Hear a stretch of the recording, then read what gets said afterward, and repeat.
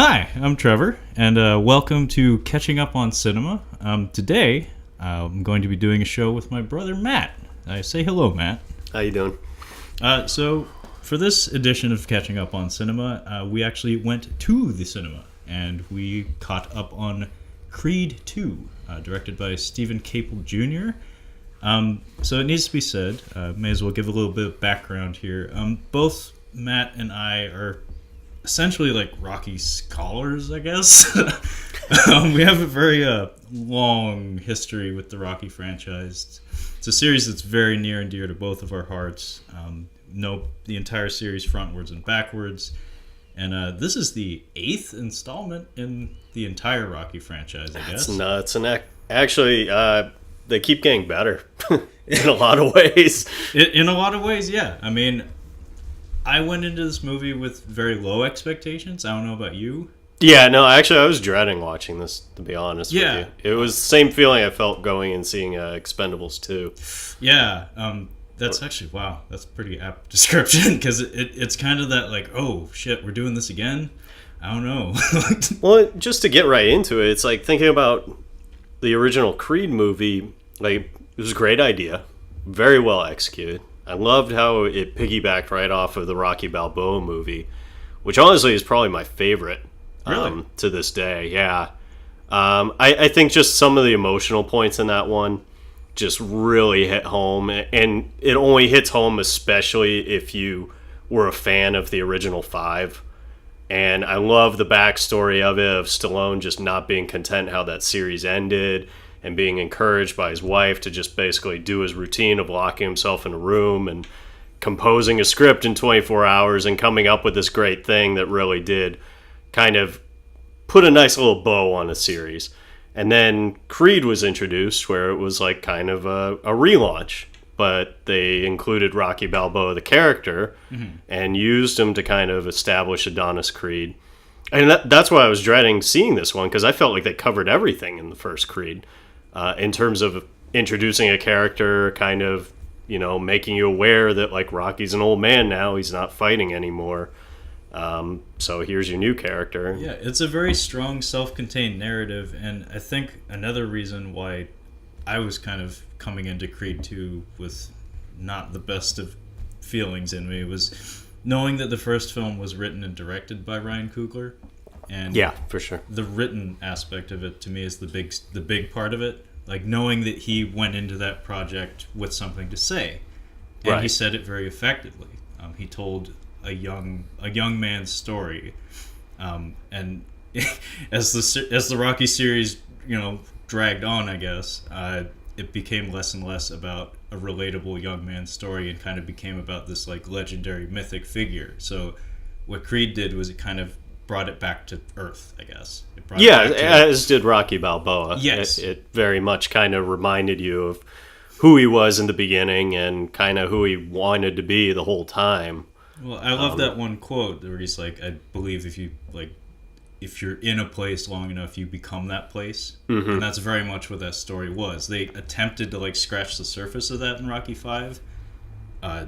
Did so in a laughable fashion in a lot of ways. There's a lot of problems with Rocky 5 for sure. Oh yeah, Rocky 5 was a shit show, but the reality of Rocky 5 is so much. You could tell that he really had something to say there. He just didn't execute it properly. No. In fact, you could argue a lot of what you saw in Creed was kind of what he was trying to do in Rocky 5. I mean, a lot of it was like, he transitions into becoming the Mickey. He's no longer in his prime. He no longer has any fights to fight. He's proven everything, but he's just a Philadelphia guy, and that's where he wants to live and breathe and die. And that's part of the beauty of the Creed story comes in, is like you said about Rocky Balboa, it does put a really nice bow on Rocky's story. Mm-hmm. But that's not how life works. Right.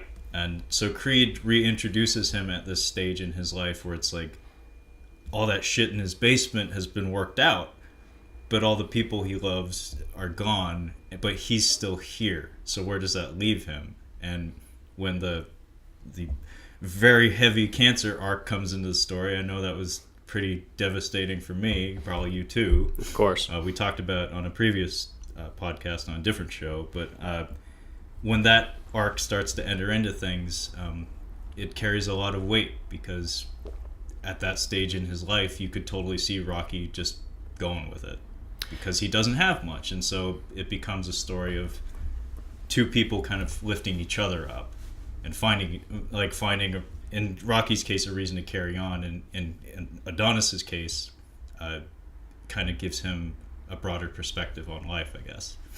Absolutely. And I guess the other part of it too that had me worried was the choice to have Ivan Drago's son involved in this one. Rocky, when you look back on it, like, it is, the villain character got kind of comical about in the midway point there. 3 and 4 in particular, like, obviously the original Apollo Creed was just Muhammad Ali, more or less. Yeah. And then all of a sudden you get Clubber Lang, who is just a modern day Viking, essentially. And then Ivan Drago, which was just the peak of a cartoon villain that, don't get me wrong, I love Rocky IV. No, Rocky IV is immensely watchable. Yeah, no, it's arguably one of the most watchable movies of all time, yeah. Just because everything is literally a montage. Yeah, the second half of it especially is montages back to back. It's music videos or montage. I mean, the whole thing. So, I mean, it was a very much a product of its time. But you can't not want to watch 10 minutes of it if it's on TV. Because that 10 minutes is going to be, it's going to get your blood pumping. You're going to want to go out back and chop some wood or something. Right. But then, the thought to take a story like the original Creed movie, and where it's a nice rounded tale all around. Like, it's just a young man who already has just about everything you could want, but still has this desire to prove something, thus takes up boxing, thus, creates his journey, blah, blah, blah. You get into the second one, now he's fighting for the title. Yeah, and it needs to be said, like, the conclusion of the first one, it feels kind of like a standalone story. It feels like maybe there was some intention to leave it there, because in a lot of ways, that's the core of his character, is what you had said, is that he is somebody who comes from a healthy environment, healthy background. He's of means. He's like a stock trader or something. He's wealthy. His family's doing fine. Throughout the course of that film, he meets like the love of his life. She supports him, even though he doesn't win at the end of the film, just like Rocky. At the end of that first film, he's doing well, and Rocky's pretty much handling his cancer. Everybody's good. And that whole first film is basically about him, like, finding himself, like finding his center, like getting over that struggle that he's creating for himself with this specter of this father he never knew hanging over him all the time. And at the conclusion of that first film, it feels resolved, which is part of why I was concerned about the idea of a sequel. No, same here. I was like, hang on, why is he backpedaling on that now? Yeah, what more does he have to prove at this point, other than winning the title, which was the kind of the Rocky II deal. When again, you could say the same thing about the first Rocky, where it tells a complete story, it covers everything. It's a brilliant film. Yeah, absolutely. And the sequel, more or less, was just kind of be like, hey, here's basically the same tale, only really dumbed down, and he wins at the end. Yeah. By the way, Mom hates Rocky too. Well, yeah, because she knew it was a cash grab then, and it will always be a cash grab. I always thought that was so funny, because the Rocky movies got played in our house quite often, especially around Thanksgiving time and stuff. And for some reason, like, she always had it out for Rocky 2. Like, most people, traditionally, Rocky 5 is the one that people shit on. But for some reason, Mom would always just roll her eyes whenever Rocky 2 would come on. And her objection was that Stallone's ego was too big, and he was just mugging for the camera all the time and doing his shtick. I would agree, because they made him so dumb. Yeah. Like, he went from being just this lovable palooka to just being, like, he's just so stupid. No, he can't read. Yeah, he can't interact with people without making an idiot of himself. Like, they dumbed him down so much. Well, yeah, and he lacked in the first one, he had what he has in the later films, especially Rocky Balboa and the Creed films, where he has those nuggets of wisdom that come out, but like the vocabulary and the delivery sounds like maybe he doesn't even understand how profound what he just said was. It's these beautiful little nuggets of wisdom that come out. In Rocky 2, it's just, tiger on my jacket, you know, I'm going to buy a motorcycle, it's going to be great. And I get what he was going for, because one of the underlying things I'll say with all of the Rocky films, minus Rocky 4, is that he really did try to tell a broad tale that encompasses so many fighters' lives. Yeah. Like, absolutely. He really has touched... I mean, there's a reason he's in the Boxing Hall of Fame, Stallone is because he has represented boxing realistically for the most part, minus going to Russia and ending communism by beating up a 6'7", Ukrainian beast. But outside of that, everything else he did, yes, that it is true. Guys who typically make a little money in the ring oftentimes spend it like jackasses, like he did in Rocky 2. Oh, yeah. Or they make it and they hold a title for a while and then they fall apart when the money runs out. Or they just have a broken home life, or they carry around idiots like Paulie with them their whole life and support those guys over their families. And I mean, there's so many things, and one of the things I've always loved with Rocky is it's very subtle. Yeah. And that's why I think Mom hated the most with Rocky 2 is that's the only one where it's like just so in your face. Like, no, and here's where he's wasting all his money on stupid cars and jackets, and here's him buying a big ass ring and going to the zoo and proposing because he's got the tiger on his jacket. And it was just, and again, the end of the movie, everyone knew going in. It's like, why did you make this movie? Oh, so we get to see him win at the end. Exactly. Wonderful. Yeah. Yeah, I hadn't thought of that, though, how it's... Platoon comes to mind, where Platoon often gets criticized for the fact that the amount of action that unit receives is unrealistic. But it's meant to be the story of all of Vietnam. Everybody. It's meant to be all of Vietnam told from the perspective of one group of guys. And in a lot of ways, Rocky's story over the years is kind of like every boxing... It touches like every major boxing story, like every major boxing archetype. Oh, even like subtle things. Like I really enjoyed in Rocky Balboa how Tarver's character, Antonio Tarver's character, was clearly out of shape. Yeah. And that they made that clear, like, here, the only reason he hasn't destroyed Rocky Balboa in the ring is because he's out of shape. Oh, and then he breaks his hand. Yeah, like those are literally the only two things that allow Rocky to hang with him. Even in this one, like it begins with Adonis Creed fighting for the title against Andre Ward. I don't know who he was playing in it, some fictional character.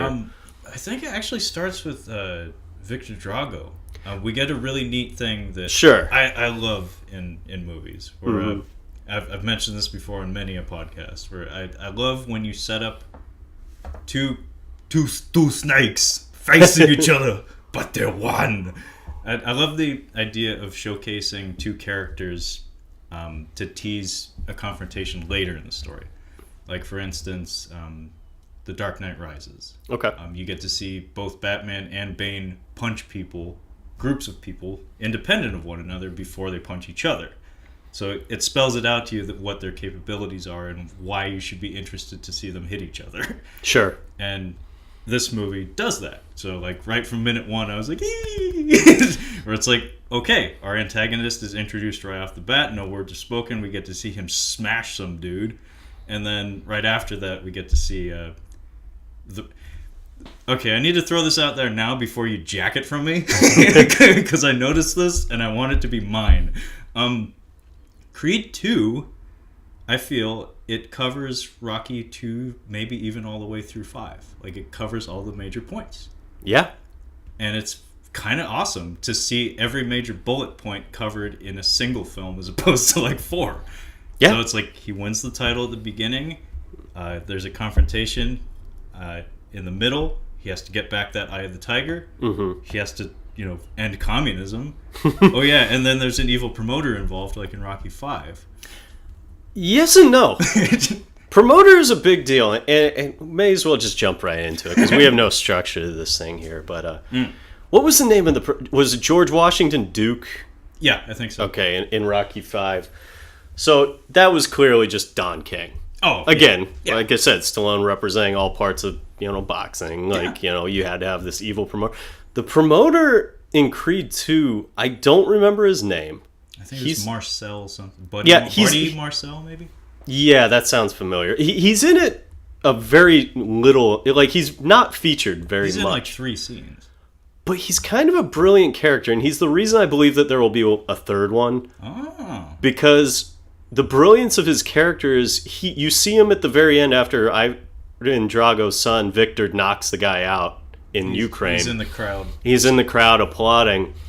And then immediately after Adonis Creed takes the title, which what I was going to say is he takes it from Andre Ward playing a washed-up fighter, and it's made very clear by stupid Max Kellerman, who... Oh my God, his exposition in this movie. He ruins everything. Oh my God, every time Max Kellerman is talking in this movie, it's like, I get it, Max. I'm watching the movie. He won the title. He has avenged his father's death and proven that he is his own man. It's like, no shit. Yeah, that was literally the plot, right? Whoever the fuck wrote Max Kellerman's script in this movie, my God, it's like Ron Burgundy. It's like, if you put the words in front of him, he will read them. You need to understand, he's not going to embellish them at all. No, I've had a problem, actually, in every one of the later Rocky movies where they feature ESPN personalities in particular. Yeah. There were a couple, like Linda Cohn, and it does a fantastic job. Stan Van Pelt does a fantastic job. I know this because I watch ESPN all the time. Yeah. Because they play it straight. They literally just report it as they would any other sports news story. Max Kellerman, you can tell he's just so jacked to be a part of it that he just gets into it, and it's so cheesy because he takes it to this completely different level where he ruins so much of the subtlety of it, especially because what we've been kind of discussing, it's a very subtle movie for being a dumb boxing flick about 2 avenging sons fighting one another. I mean, they take it to new heights with this movie. Because, I mean, it needs to be said, I did thoroughly enjoy Creed 2. In fact, I think the quote that you threw out there when we were walking back to the car was, like, that had no business being as good as it was. No, it's true. It didn't need to be good. It didn't need to be that good. I would have been happy if they had done half of what they did. No, but here's my theory of 3 reasons why there's going to be a third one. Okay. And I think it ends with 3 just because I think Michael B. Jordan has bigger and better things ahead. And I just think with the state of boxing, like, just the interest isn't going to be there. Dude, this is probably the second to last HBO boxing broadcast. That's what I'm saying. And this is literally, we saw this, like, on the heels. Wasn't it like the day after that horrible draw, the heavyweight fight? Yes. That literally had a chance to kind of bring back interest, where it was one of the first fights where it's like, oh, we might actually see something that intrigues people again. We might have an undisputed American heavyweight champion. Yeah. I mean, he clearly lost the fight, but... it ended in a draw, which again and is... nobody's happy with a draw. Exactly. And that's... How many times has that happened now with recent memory of major fights? I get that you're trying to encourage the guys to end it in the ring, but come on. Yeah.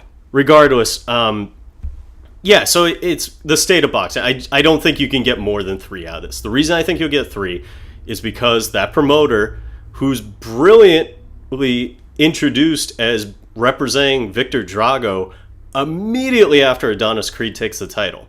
And I love the fact that he takes the title from a washed-up fighter because, again, it suggests that, yes, he's a good boxer, but that doesn't make him an elite boxer. He's not a legend like Rocky Balboa became. He's a guy that has come into the sport where it's kind of on the downturn, and he caught a guy at the right time, which you've seen countless great fighters be established that way. So you have this Victor Drago who's only fought in Europe. Nobody knows him. So this opportunist appears who's like, hey, that's the son of the guy who killed his dad.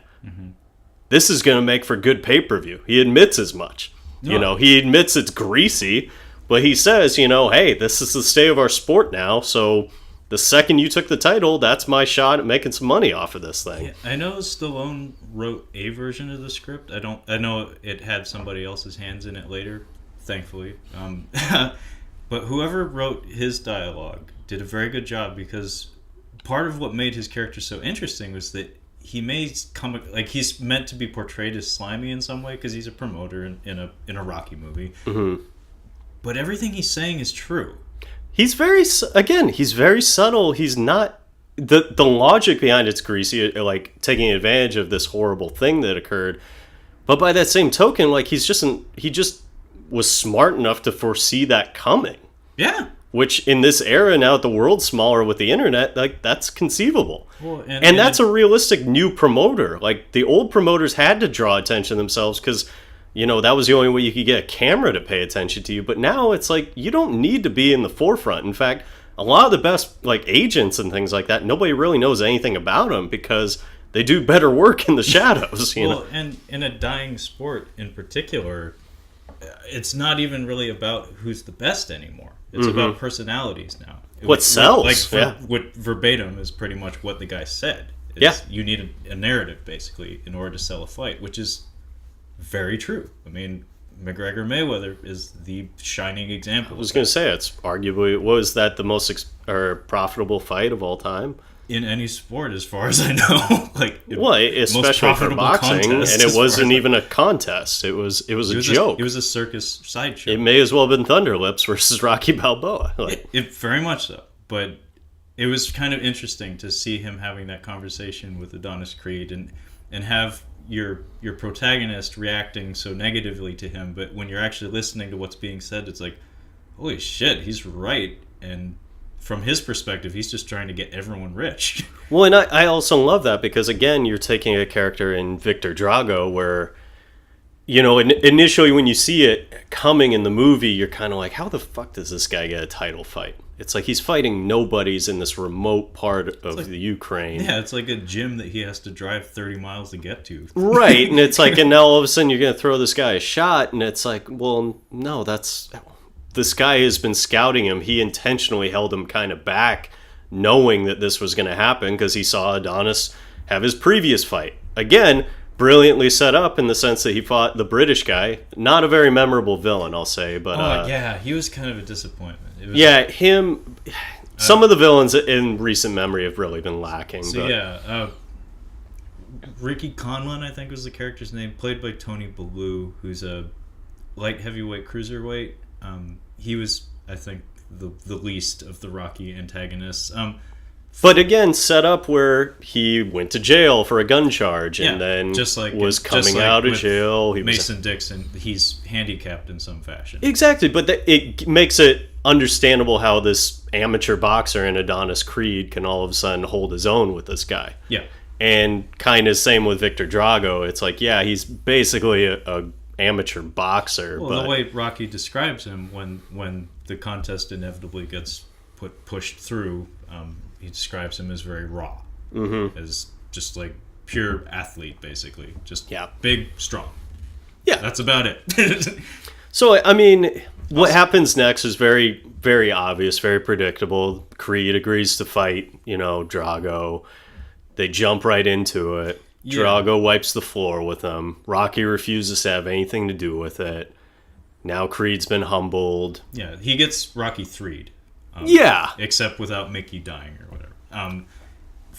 Little detail here, not even little actually. This jumped out at me. It was, I think Adonis Creed was a light heavyweight in the first film. He was, yeah. And now he's a heavyweight, and nobody's making a big deal about that. It's like, how many people have made that jump? Not many. Well, again, I think it was kind of implied that he was just right opportunity approached. I guess it's just like, I mean, speaking from the perspective of a boxing fan, people that weigh 175 pounds don't make it up to, 200 plus very often as athletes. And it's kind of a big deal. And also, not only that, his opponent was also a light heavyweight at the time, and somehow he magically moved up in weight also. So Andre Ward's character played Danny Stuntman Wheeler. Right, yeah. And I thought that was so funny seeing him lose because in real life he never has. So it was like, what's going on here? Something's wrong with this picture. But Andre Ward was such a good parallel to Adonis Creed. Like, the one negative thing I would have about Adonis Creed as a character is there's not a lot to him. Like, he's very just kind of there. Like, he's an amazing athlete. He, shows a tremendous amount of heart, but like there's not a lot that goes on, and and arguably that was partially because Rocky was featured a bit too much, I think, in the first Creed movie. I think in this one too, maybe even more so. Yeah, and when he does appear, he overshadows him just because. And again, you're competing with so many more movies, a personality behind him, and also a guy who's kind of playing himself at this point on some level, where or at the very least channeling somebody from the neighborhood that is very, he knows exactly what he's doing in Stallone's character versus, Michael B. Jordan, who he's playing, like you said before, like he's an established guy who has his whole life ahead of him. Boxing's just a chapter in his life. Well, to me, he's the like consummate like millennial, where it's like he's a young man who everything's fine, but when it's too fine is when he gets anxiety, and his reaction is to lash out. And agreed. Pick a fight with something. I agree with you completely. I was going to say, too, the other thing I really enjoy about that component of him, though, of not being this braggadocious, like, loud character is, again, he's Apollo Creed's son, but he never knew Apollo Creed. Yeah. So it is kind of, like, neat seeing this guy who's clearly his own man. Like, he didn't grow up and become like they often do with children in the movies where you're a mirror image of, the father instantly, we're just replacing you in skin type basically, and that's it. Like, no, this guy is clearly his own person. Yeah. Is what I'm going to say. And he's his own person, and I like that he's largely centered for the most part, except he has these breakdowns that, to me, come across as almost kind of bratty in some ways, but it cements him as a young man's character. Whereas Rocky was always basically an adult who never had those moments, except for a couple of emotional breakdowns here and there. But this character has conflict. Like, he lashes out at the people he loves and creates conflict around him. But for the most part, his baseline is to be just kind of ordinary. It's, in fact, like, that braggadocious side only seems to come out when he's fighting. Which, again, is, I like that it feels edge genuine to him versus, Rocky, who had his own, like, come on. Well, he usually has that kind of like, oh, shucks, kind of demeanor. Where yeah, but, like, it's refreshing seeing a guy who actually lands one and, Yeah, I mean, Rocky comes out to High Hopes, and and Adonis Creed comes out to whatever, his wife's music. Which got better this time around. It did, yeah. It was fucking terrible in that first one was really bad. I'm sorry. For all the people who enjoyed that, I couldn't stand it. It was really bad. Yeah, but he's... one point I wanted to make about Andre Ward. I'm glad that they brought him back. Because there was a thread there that you could have abandoned, but I actually kind of enjoyed that they brought it back and wrapped it up in a neat little bow. Because the big thing with him wasn't Andre Ward. It wasn't Danny Stuntman Wheeler. Nobody cares about him and the fact that he stole his car or whatever. The important part was the fact that his trainer was Duke's son, another son. Which is my second point for why I think they're going to make a third movie. Okay. Because Wood Harris is a great actor. He really is. And to cast him for a role that's really minimal as well. In both movies, yeah. Yeah. And I think this one, it was a little more clear that, like, this is Duke's kid. Like, remember Duke? If you're a fan of the series, you remember Duke. You remember Duke, the most passionate man on the planet. Yeah. Throw the damn towel! Stay away from him. No, love Duke, but I think too, like, having him, like, because again, what we're setting up for now is like Rocky is no longer really the big part of it. Like, he's Mickey in this one. Yeah, he's Mickey in that he's the father figure more or less. That even his demeanor, like he feels smaller, and there's instances where Adonis lashes out at him that feel eerily similar to Mickey and Rocky, like in their more cagey moments. Well, it's very much a similar setup where it's like once Rocky made it, and you have this guy. I guess the biggest, most obvious one is that how Rocky is always trying to kind of protect him. He's like, because again, like I say, he won a title off a washed-up fighter, and now he wants to fight this Victor Drago who literally has nothing to lose and was more or less implied that he was bred to be this avenging figure for his dad. Yeah. I mean, he literally says no words in the whole movie. He's basically just a human version of a dog. Yeah, that's how I described him. He's a puppy. Literally, like he's mute. He just destroys things. Yeah, because at the encouragement of his father is. Yeah, no, he's basically a dog. And I guess we'll get into that more. But yeah, I mean, he speaks a little bit. Like what? He has one minor outburst. He speaks like 3 sentences in English. And then he has a minor outburst in Russian with his dad. And I think that's it. The rest of the time, he just goes in the corner. No, but I guess Rocky, he wants to protect Adonis. He wants to remind him. And he's estranged from his son. Which is a biological huge, son. Again, tied to that Mickey thing, though, where it's like... Mickey doesn't have anybody. Well, they never really got into Mickey's backstory, and in this case, it's interesting because you're seeing a new generation, the new fighter Creed, where you actually know the backstory of the trainer so well. Mm-hmm. But now you've seen this guy Rocky Balboa, who's he had everything, and he's kind of let a lot of it slip as the years have passed, and it's an underlying thing. They don't have Max Kellerman screaming at you what you're supposed to be experiencing, but there's a lot of that sense of like how Rocky can really relate to Creed because they have that warrior mentality. Like if you've experienced that and you have the sense of the routine down of being a boxer, and that's his world. He's comfortable. That's his go-to. I mean, that's literally the plot of Rocky Balboa is that's his happy place he needs to be in. Yeah, I mean, it's therapy in Rocky Balboa. And I really loved in the scene preceding the fight with Andre Ward in the locker room, mm-hmm. The dressing room, rather. I loved the body language between the two of them. They're both kind of rocking back and forth, and that's where you can see Rocky going to his happy place. And you see that with ex-fighters where they're watching the sport and they can't help but like just move a little bit.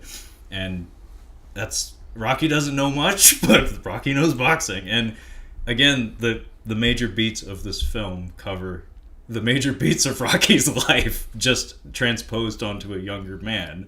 But that's you can see him trying to offer counsel because it's like, I've been down each and every one of these roads, it's like I got beat up by Mr. T. It kind of sucked, but I beat him the second time. I'm sure, if we're treating everything that happened in those films as canon, like seeing a young man win a title and think he's on top of the world and think he's invincible, and have a big scary challenger come up, it's like, I had this happen once before, and it didn't go so hot. Well, and also, too, it's remembering it's a generational thing. Because now you're talking about a guy, like you had mentioned earlier, Rocky's career begins with him breaking thumbs for a living. And all he's got as an escape from that life is boxing. And he gets this lucky, dumb shot that falls in his lap, and he runs with it. Yeah. But now he's training this guy who, he had a rough childhood, very rough childhood, who escaped by good fortune and didn't need to enter this world. No. But now he wants to fight a guy who, again, he's coming from a world that you can't relate to. All this guy knows as an escape is through that ring. He will destroy anything in his way for that reason. And Rocky's trying to relay that to him, but he's not so good when it comes to the connection. The strong message going in, and the message that I was hoping that they would carry into it, and they did, is the difference between want and need. Mm-hmm. Adonis is a character of wants. Victor Drago is a character of needs. Exactly. And I think, too, I love, like you had mentioned, it does go back to the old Rocky movies, and I feel like especially in this one, they made up for so many parts of Rocky V. Like, Rocky V was the one where it's kind of showing him not having the best relationship with his kid, because he can relate more to the fighter he's training, and it's easier for him to touch on that. And in this, they do it in an even better way, because you thought that him and his kid would be all made up after Rocky Balboa. In fact, they grew even further apart, because again, he latched on this Creed kid, which gave him something. One of the subtle things, I keep saying that, but it's true. I feel like there's a lot of things, and maybe this is me reading too much into it, but I love that every time you see Rocky in his restaurant, the place looks dead. Yeah. Because it gives you this sense that he doesn't need that. Like, he's financially secure. He doesn't need the money. Mm-hmm. And by showing the restaurant being dead, it gives you the sense he doesn't need to be there. No. But he needs a routine because that's all he's known his whole life. And he falls into it, and that's why he's not in touch with his son. It's easier for him to pick up the phone and call and complain to the city about a burnt-out street lamp, which he does apparently every week, because it's the big... he's an old man now. That's the most pressing thing in his life. That was awesome, by the way. It's brilliant, because it's so true. It's like he has no problem calling the city and complaining and being on a first-name basis with the customer service agent he always is complaining to. But he can't call his kid, who has a grandson now. Like, he can't muster the courage to do that, because it's just such a foreign thing for him. Yeah. And he no longer has Adrian. That's the other thing that I like is, she always was kind of this major guiding light for him. And now that she's been gone for some years, like, he's really kind of losing that part because he's in his own hyper masculine world that, he just doesn't get that, like, it really isn't that hard. You just got to put yourself out there a little, No, I noticed the restaurant thing too, and that was really neat. One of the most beautiful things about all the Rocky movies, all the Rocky movies are like a warm blanket. Like, It just feels so cozy slipping into these movies, and part of the reason for that is the continuity. Yeah, is incredible. Like, to be able to get these locations and these people every fucking time, it's amazing. And to have the exact same restaurant that we've seen before, it was great. And to see it empty like that does a lot to show a passage of time. Yes. Like, it shows that, hey, it's not exactly as it was last time you saw it. Well, yeah, because especially the first time we were introduced to it in Rocky Balboa, it's doing fine. But it's doing fine because he's showing up every day and he's going to every table and telling stories about putting on his jacket. Yeah, and he's talking about fighting all these great things, and clearly most of our neighborhood people just like that whole experience. By the way, Paulie was still alive at the time too. Right, but now that's what I'm saying is, like, now that's been removed. Like, he's got some staff who have probably been there for years. Yeah, I think it was the same lady that was pregnant in Rocky Balboa. I'm pretty sure. I mean, that the way these movies have been, yeah. Yeah, Spider. Right. Spider Rico in the kitchen. That was amazing. No, but that's very much it. Is like, you get the sense that, like, that's the closest he can get to this connection now. Is if he's not around Adonis, it has to be in just this environment where he gets up early. He goes about his business. He goes through all the preparation.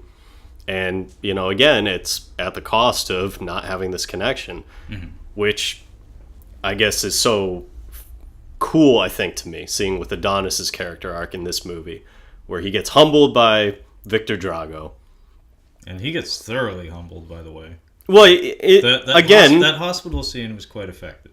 Agreed. And the way they set it up, too, I liked, where, again, they utilize elements of boxing where it's like he got disqualified, so he retains the belt. Yeah, Victor Drago, Roy Jones is him. If I recall, Roy Jones Jr., his first loss was a DQ in that same way. Oh, he destroyed the guy. Yeah, he destroyed the guy, and on his way down, he hit him one too many times. In this case, Adonis is clearly on his knee. Yeah. And Victor Drago, who has his father, Ivan, urging him to basically murder this kid. He gets a little out of control, and he slips him a nice uppercut when he's on one knee, and it leads to a DQ. So the title is preserved, and he doesn't lose. I was going to say we shouldn't shit on Drago too much in the sense that he doesn't want him to murder him. It's just he's looking so far past him because Ivan Drago's character arc is that after Rocky beat him in Russia, he lost everything. Yes. And was essentially banished to the Ukraine he had everything you could possibly want. So yeah, he had the blessing of an entire nation behind him. He was a superstar. He had a arguably super hot wife. If you're into that. And yeah, following the loss to Rocky Balboa on his home turf, he lost the support of the USSR. His wife, Ludmilla, she left him, and he got stuck with raising Victor. And Victor is his instrument to... It's not... As far as I can tell, it's more about reclaiming glory rather than revenge. Well, and it's supposed to be a big contrast to Rocky. Like we were just saying, he had his little restaurant where people love to be regaled with the tales of his in-ring stuff, and he's a legend over there, in particular in Philadelphia. Mm-hmm. And so there's even the scene where Ivan Drago comes to Philly and sees how he's perceived there, and there's statues out front, the art museum. And he's pissed. Like, he even makes a point to mention, like, you got all these pictures of all your great fights, but you don't have me, you know? And I love that scene just because that's the first time you actually see Rocky actually having kind of a negative attitude towards he's a hostile. former... Because almost all of the other guys, like, he kind of has this, like, hey, we're old now, it's all water in the bridge. But no, he actually hates Ivan Drago. And he gave him brain damage and he killed his friend. Right, but I mean, just saying, like, seeing this happy-go-lucky guy, you forget that, like, no, he actually can hate too. Like, it was kind of interesting. I really liked that scene. Yeah. Damn, Dolph can act if you get him just right, I guess. Because most of the time, no. But I mean, maybe the accent helped because it covers his natural English his Swedish English accent. But good scene, because I did like seeing Rocky. He didn't even sit down for the most part. Yeah, no, he wanted nothing to do with him. Like, he was pissed the second he realized who it was. Yeah, and I was very pleased with the portrayal of the Dragos in this film. All of them, even the wife. Yeah, which I actually thought was a great cameo. That I popped for that. Like, no joke. I was like, oh shit, they got her? Yeah, they especially got given her Stallone's ex-wife. Right. Holy shit. But it doesn't carry nearly as much weight given her, like, reality TV career that Flavor Flav has days. happened in between, but still, it was kind of neat to be like, oh wow, you managed to bring her back. Again, the continuity, it's kind of amazing just to see her. Yeah. And she doesn't even really speak. She has a couple lines, but just like in Rocky IV, those cutaways to her in the crowd and stuff were very effective. Mm-hmm. Good editing. But yeah, Drago's exchange with Rocky in the restaurant, like, he has a bug up his butt because I think he says, like, Rocky Balboa, like, people know you, people talk about you. Back home, nobody talks about Drago. Yeah. And you know, this is a guy who at one point was the shining example of his nation's pride. Mm-hmm. And suddenly, overnight, it becomes a nobody. Right. And it goes without saying that, yes, he's basically chiseled his son into an instrument to basically get it all back. Mm-hmm. And there's a lot of use of, like, body language and things of that nature, and, like, clever angles to demonstrate that when like the good life starts to come into the picture for the Dragos, for father and son, you can tell that, like, Ivan's, like, really feeling it. like when they go to the fancy dinner, and, like, even during their entrance, like, you can tell that, like, Ivan's like, yep, this is what we're doing this for. Whereas Victor always seems kind of aloof and uncomfortable. Well, that's because Victor's never experienced it. And I thought it was really beautiful. Like, I'm skipping way ahead, but his entrance, his ring walk at the end of the film, it's like, oh shit, he lost the eye of the tiger. Because he has that, like, wide-eyed, confused look about him, where it's like, this spectacle is completely foreign to me. Yeah, well, he's also coming into a fight now where he's expected to win. Mm-hmm. You know, where he's been the underdog his whole life. That's literally what's been fueling him. Is that he's been told by his father that, like, the shittiness of our lives, and this is me telling you, son, that our life is shitty, by the way. Yeah. Your perspective doesn't matter. Your life sucks, because that's how I feel. Like, let's just leave it at that. No, you're right, and it's brilliant because, honestly, again, because he has the personality of a puppy dog, like, he honestly seems totally content with his life, which is just getting up and working hard and, you know, living in a cramped little apartment. Yeah, but getting punched awake by his father. But he seems happy. Like, he I don't know about happy, but he seems just complicit, or he's just like, he just goes with the flow. Yeah, okay, he's not happy, but he's not like he doesn't think it's the end of the world like his dad does. We'll say that. Like, he doesn't feel like everything's shitting on him every day. But that all of this is setting up the brilliant character arc with Adonis Creed, who at this point now he proposes, he's going to be married, and it finds out he's going to have a kid. Yeah, in that order, by the way. Yeah, literally. That's very important to note. But it's again, it's a young man's story, young 21st century man's story. But like one of the great, I mean, so many wonderful scenes. But like there's that fantastic scene where now the baby's come, and he's sitting at home, and his wife is like, "Hey, I'm gonna leave for a little bit. I gotta go to the music studio or whatever." And you clearly see that this is the first instance that all of a sudden he's all alone with the responsibility of being a dad. And it's brilliant just because this is a guy who doesn't need a box. He doesn't need anything. He's literally living outside his mom's mansion where he got his own place in the heart of LA. His wife's an aspiring, actually borderline successful musician. She's signed. Like she's actively working in LA. He's just been humbled in the ring, but now he has this beautiful daughter. Like he really doesn't need anything more, but this is the chance where it's like, he gets proof that he's a man, and he proves that he's a man by being a damn good dad. And I love that, because even his mom, like, he has the confrontation with her where he's kind of trying to, like, explain where he's at mentally after being completely dismantled in the ring and having this dark cloud over him, which only a fighter who's experienced that can really experience.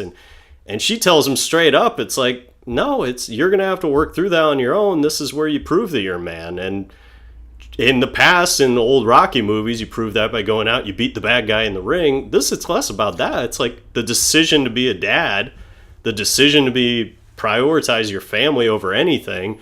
And if you're going to go into the ring, you're going to do it with everybody in your corner. So at the very least, you can say that you got that out of your system. Yeah. I think that's where one of the major differences between Rocky and Adonis comes in. Right. And one of the differences between them that is very interesting.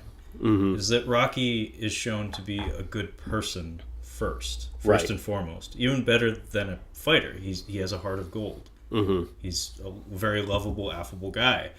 So when the subject of him having a child comes up, there's no thought about it. It's just like, yeah, he'll be a pretty good dad.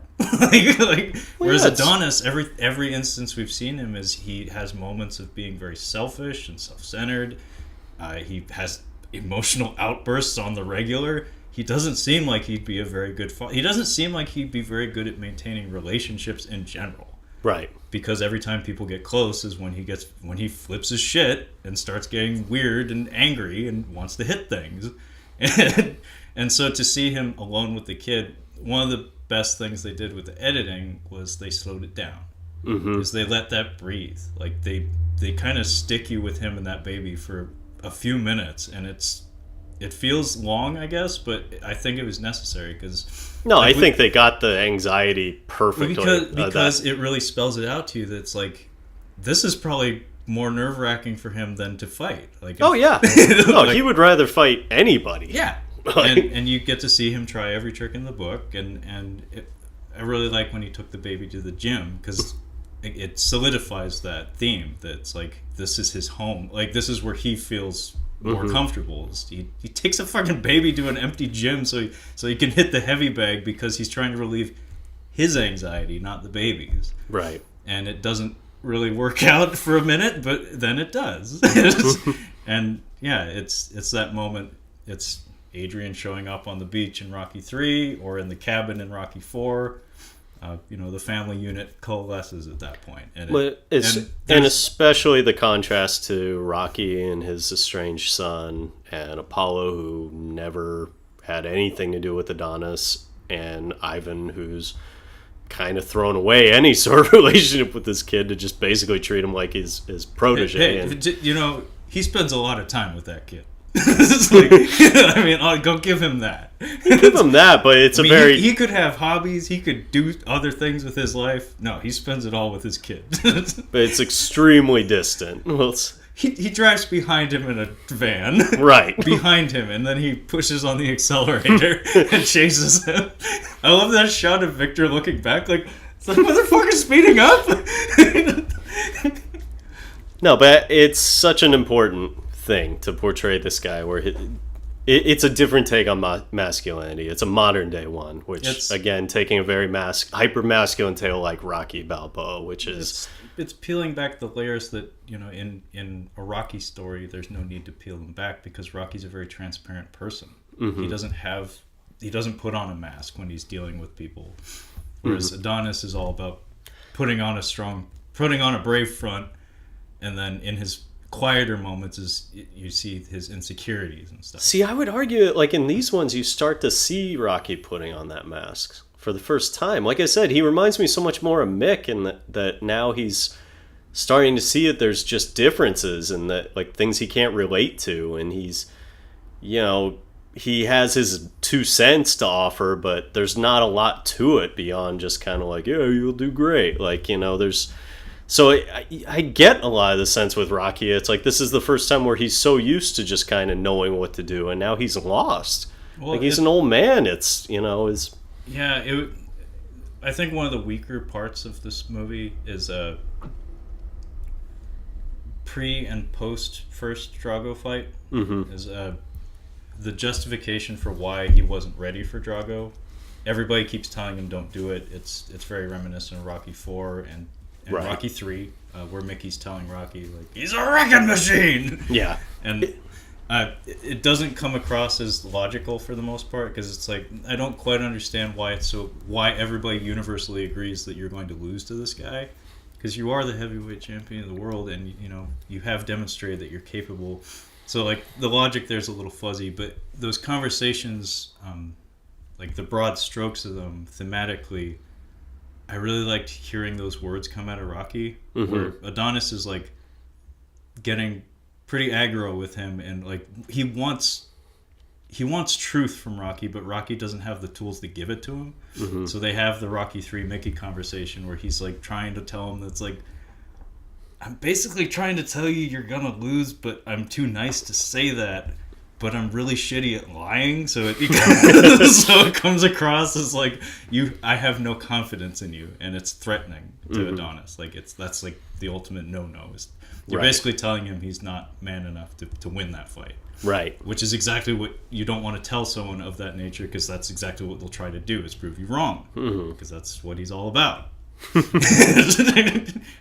his face smashed in for it. No, there's periods where because you're right, like in those stretches, it's very rushed. It's very like rushed. The lead up to the first Drago fight is very just like by the time you catch on what's going on, they're already in the middle of the ring, and he's already wearing the shorts, and he's already like there's no training montage. Basically, Rocky says, "I'm not going to train you," and he goes to Duke, Danny Stuntman Wheeler's trainer. Right. In the first Creed movie, he tried to get Duke to train him, but he refused.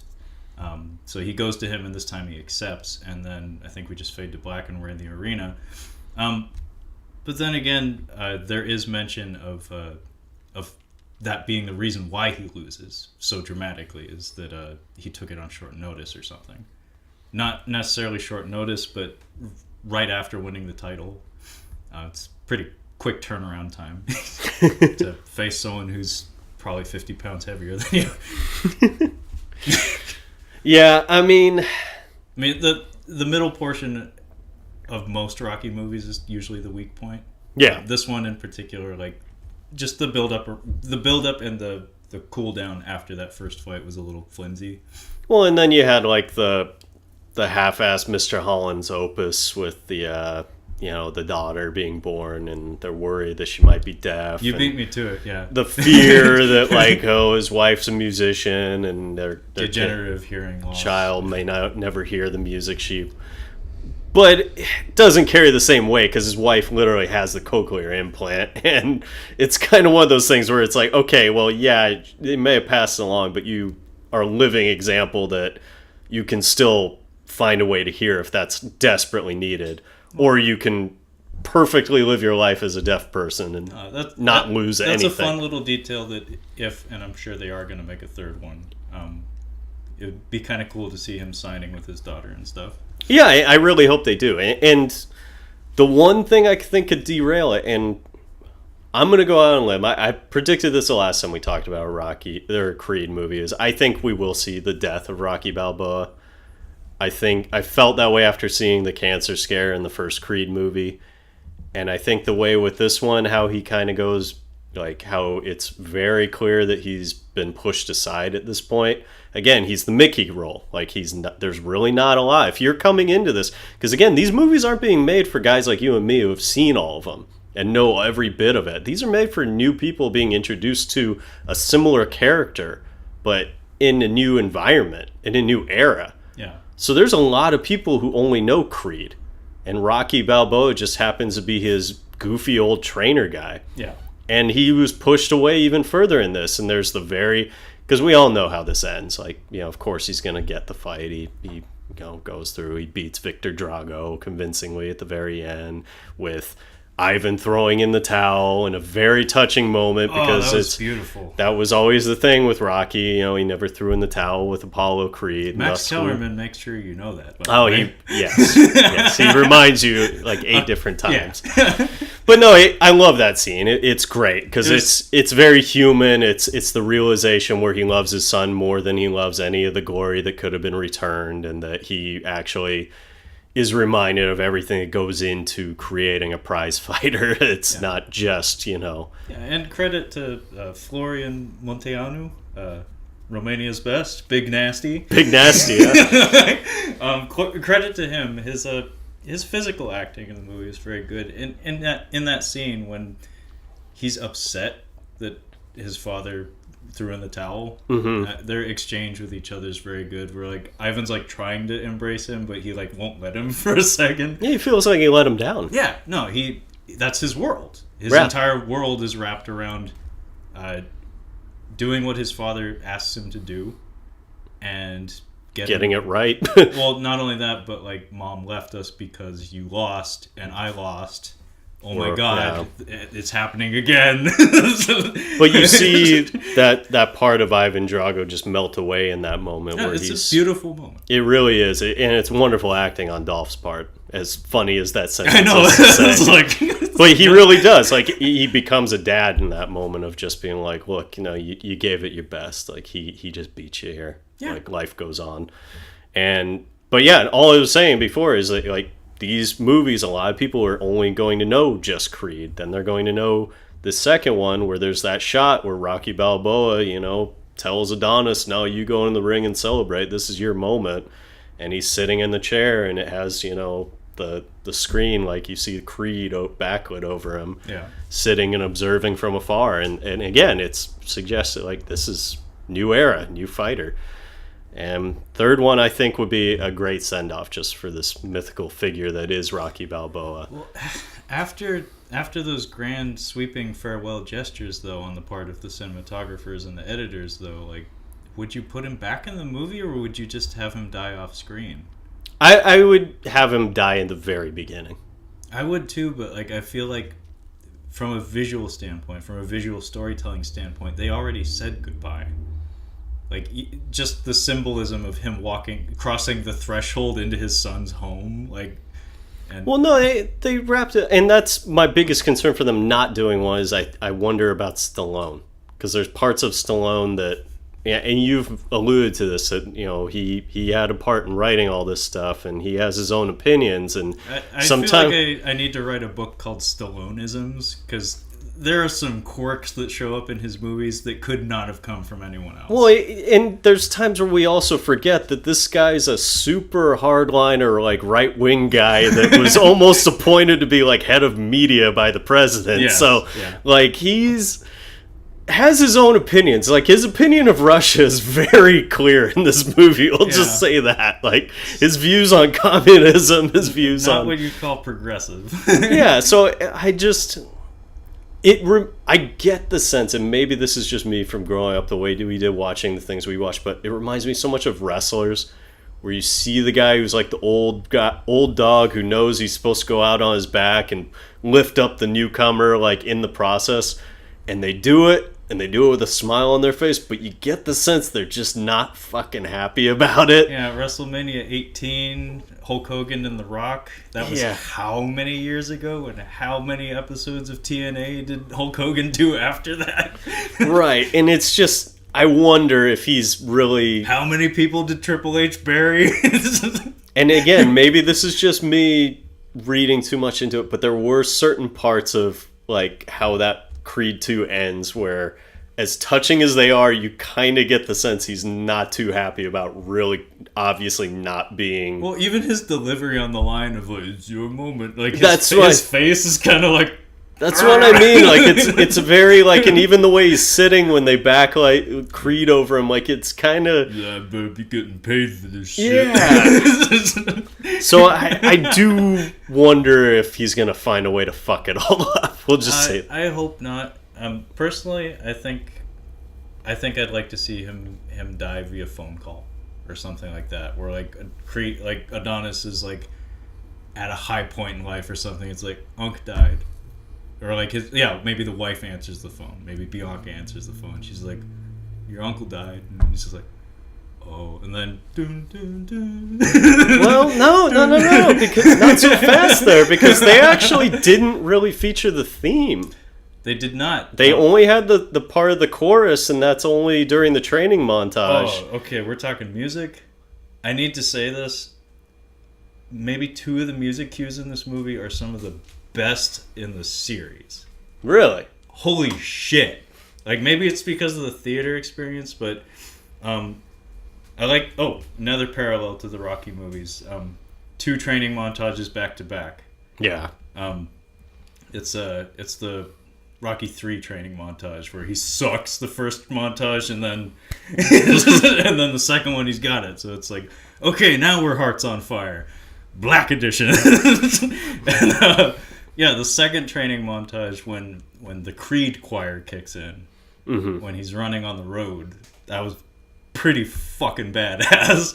I did love that, but I also love too the reminder of the first Creed movie where it kind of because that's the moment when he endears himself to Philly too. Yeah, when the guys on the quads are going along with him, and he's doing the rage run. Yeah.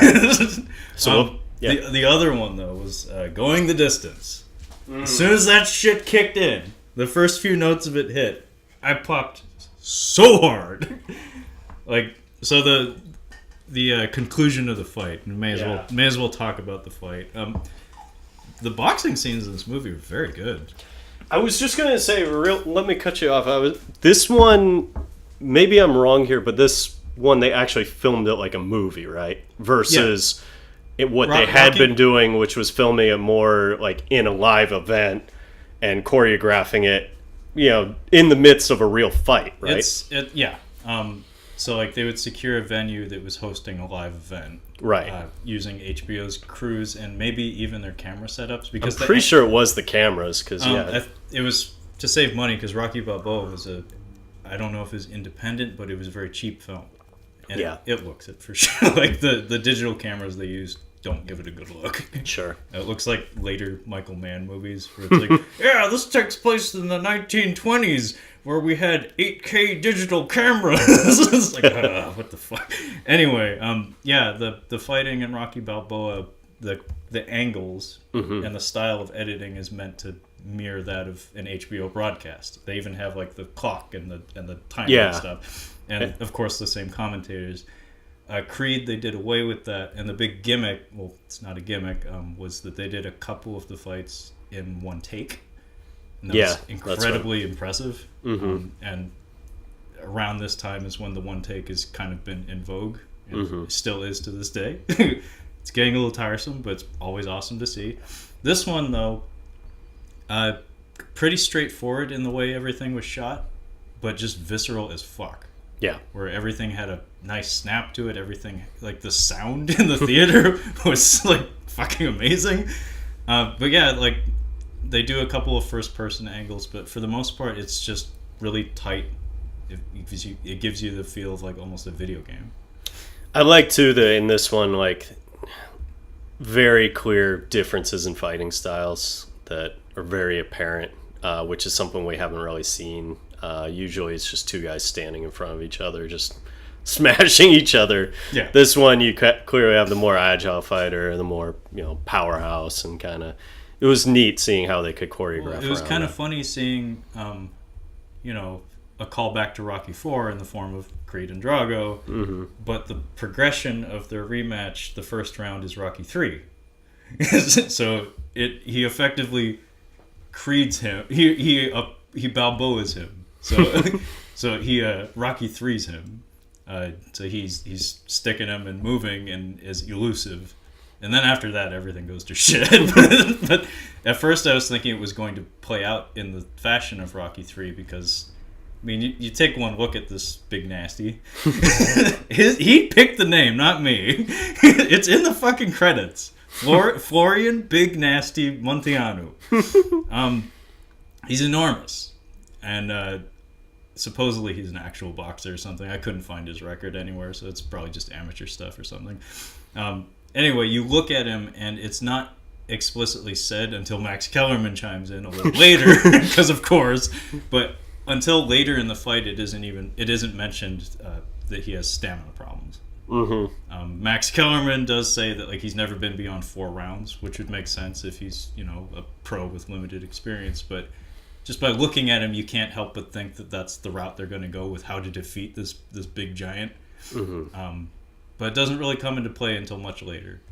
And just based on that, I was assuming he was going to do the Rocky 3 thing where it's like, just get him out of there quick, Honestly, that's how I thought it was going to go too.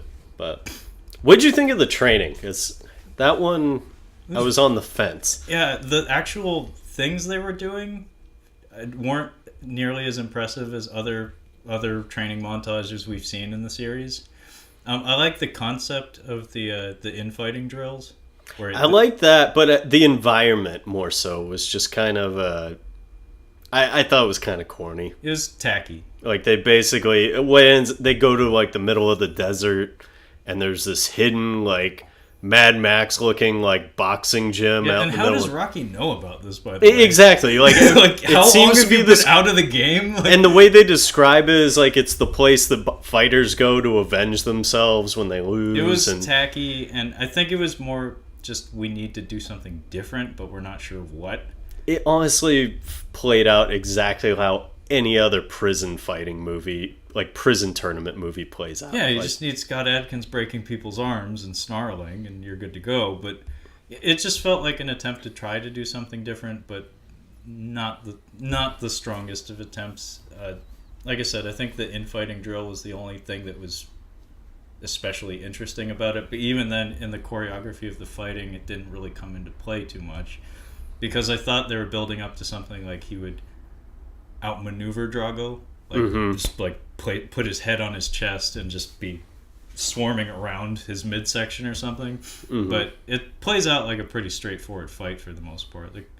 The choreography of it isn't as inventive as as I was hoping, but as far as just straight up throwing of hurtin' bombs, click click, the visceral impact of it's very effective. Yeah, and again, as soon as that music cue kicks in, takes it to another level, and then segs directly into the towel waving, and it's okay, man, hats off to you. You did a good job, Mr. Stephen Cable Jr. No, it's all in all an incredibly entertaining movie. Yeah. Affecting is the word that came to mind when I was walking to the car. I was I felt a lot of things watching this movie, and that's really all you can hope for. Yeah, and you mentioned it, but yeah, it's worth noting too, the end when Rocky goes and reconnects with his son and sees Milo his grand, Ventimiglia or whatever. Which was good to see him back. It's hey, crooked face. No, it was good to see him back, and it's always the reminder too, because I always. Again, there's a lot of parts of Rocky 5 in this one that I appreciate seeing that he got to do right now. And that's one of the things that we always have to remember is his own son, who was in Rocky 5, who is no longer with us. Yeah. And so there are some emotions tied to it. And, that's where the best stuff comes from. So, there are parts of that where you do believe that maybe, this character means all that much more to him for those reasons. And so... Yeah, I think in Creed 1 they made it even sneakier where when the subject of his son comes up, he says he's not around anymore, and that's the extent of it. I remember they mentioned he's moved away. He's in a way where it's not next door anymore. Well, because like I knew that his real son had passed, and when the subject came up, I was like, "Oh, that's pretty close." No, they mentioned that he's married. I know that. So, like, it's more that he finally got up the courage to go somewhere where he can be his own man, and he's no longer just Rocky Balboa's son. And like one of the huge thematic elements of that is him leaving Philly. Yeah. I mean, just that alone. Like we said at the top of the broadcast, like if you spend enough time in a place, you become that place. And Rocky is synonymous with all things South Philly, and well, like and him leaving is kind of him dying in a lot of ways. Like, but that's where you need the third one too, though. I think because now Creed has become the new Rocky. Like, you know, Creed 3 would essentially be his first one completely removed from that and his own character. And I'd be very interested to see what comes of that because, like I said, in a lot of ways, it feels like they intentionally covered every major beat in all of the Rocky sequels so we can get to this point. It's like you can't help but look at a quote unquote Rocky spinoff and expect to see, you know, nods to things that came before. Now that we've done all that thoroughly, what's next?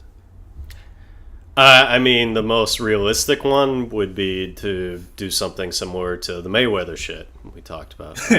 Creed 3 MMA. Well, no, but you have some like just asshole MMA guy who you can go back to having those like Clubber Lang type fictional, just over the top villain type. I think what you do is that, but being as Adonis Creed is a very different person from Rocky Balboa, it becomes a mirror match.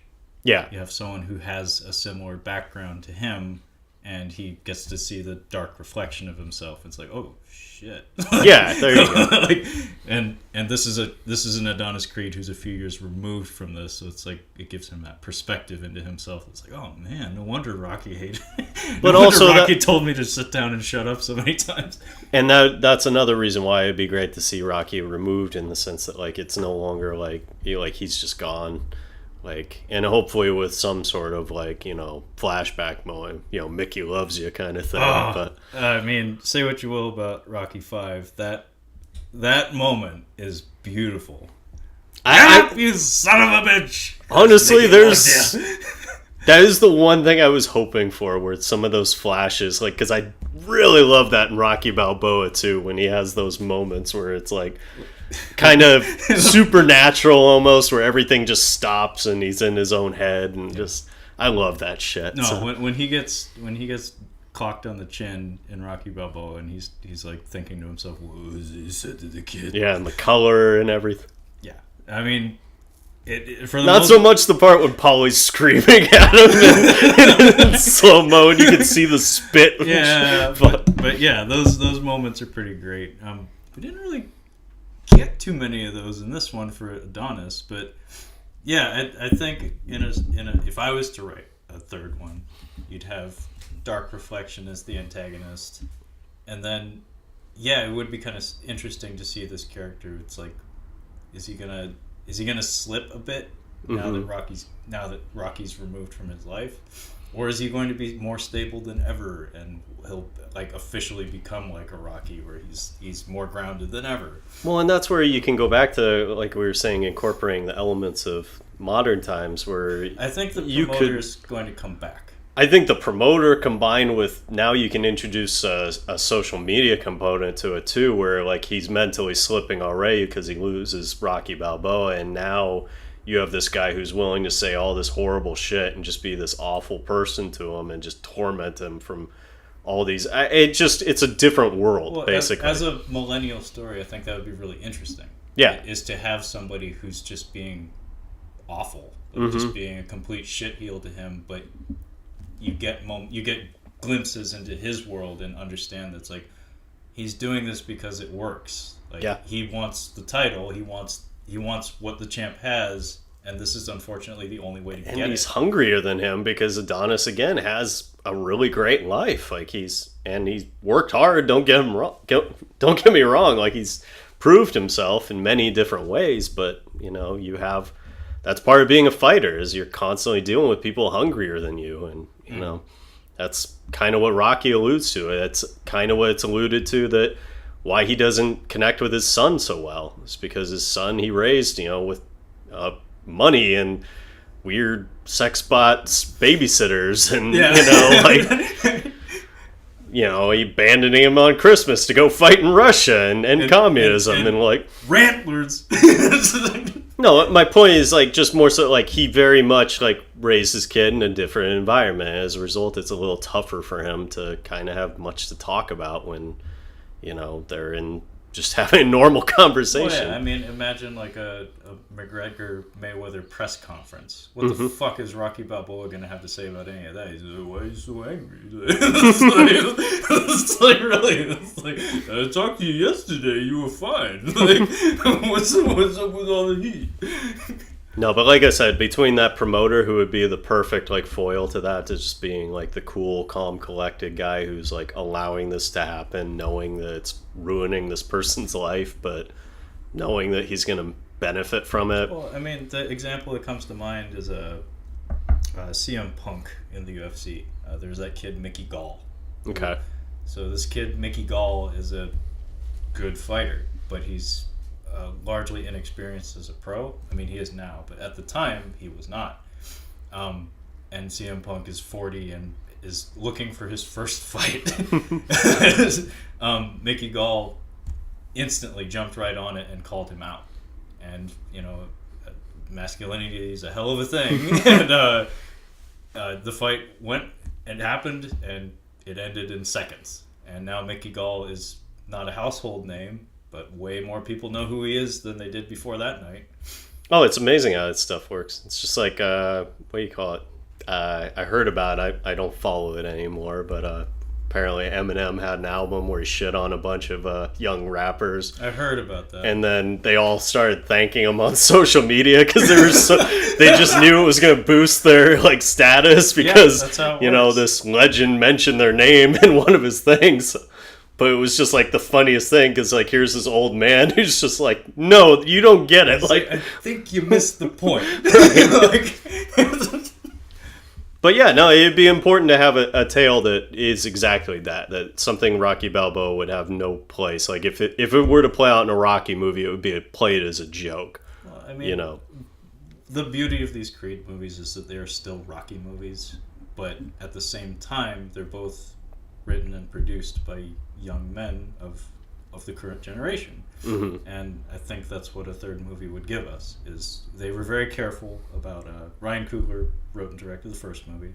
They wanted him to do the second one, but Black Panther and Michael B. Jordan took off. Yeah. So they actually had to delay this film because of that. Yeah. And Ryan Coogler just was like, fuck, I got Disney money now. Like, I'm out of here. Sorry, Rocky. So they got this Stephen Cable Jr., who I know basically nothing about. He has very limited filmography, but he's a black gentleman from Cleveland, and he's 30 years old, and that means a lot.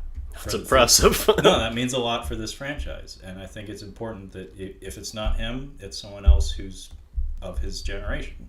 Yeah. Because that's the voice that differentiates Rocky from Creed and makes Creed special and relevant. Yeah.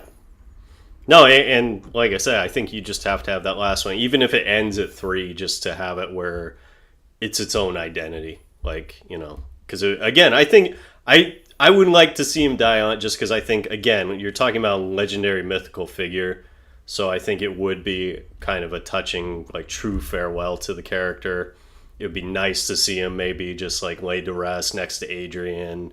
It'd be nice to see his kid there with the grandson. Like, that his whole life's been reconciled and that he's just, given Adonis as much guidance as he can. And it's a perfect setup to, you start on this emotional beat and then now the guy's on his own and, he's officially just cut off from any ties beyond his own. Now he's got to figure out all by himself. Mm-hmm. So, I don't know. We'll see what happens. Yeah. No, I mean... I'll watch it no matter what. I mean, like I said, I'm very impressed by this one. I like Creed a lot, and I really like Rocky Balboa. So yeah, no, I'm a mark for this franchise, like through and through. But it continues to impress me that it's like I've seen 3 of these movies. I've been lucky to see 3 of these movies in the theater now, and every one of them's been very good. And both of us went into this one not expecting much. So here's hoping that happens again for if there is a number 3. I'm kind of hoping there is now, because as we've been talking about, it's like, yeah, I kind of want to see what a Creed divorced from Rocky looks like. Yeah, and I think that was the point all along. Like, we've talked about this, like, but it's a thing that's happening where you're taking these famous characters, mythical figures, and reintroducing them to new groups of people. Like, you're taking Rocky Balboa, the Great White Hype, and you've essentially made a modern day version who's black. Well, it's Batman has Robin. Yeah. Eventually, Robin becomes Nightwing. Yeah. I would like to see Creed become Nightwing. Yeah. No, it'll be different, but it's more or less you're still going to get the emotional beats. You're still going to get some good values in there, like, because there is that wholesome part that's always fun, and we'll see. I'm very, very pleased so far. Yeah. I'll say that, All which right. is impressive for a movie where it's an avenging son fighting an avenging son. An avenging son trained by an avenging son fighting an avenging son. Right. Holy shit. That being said, thank you for joining me on this installment of Catching Up on Cinema. Tune in next time.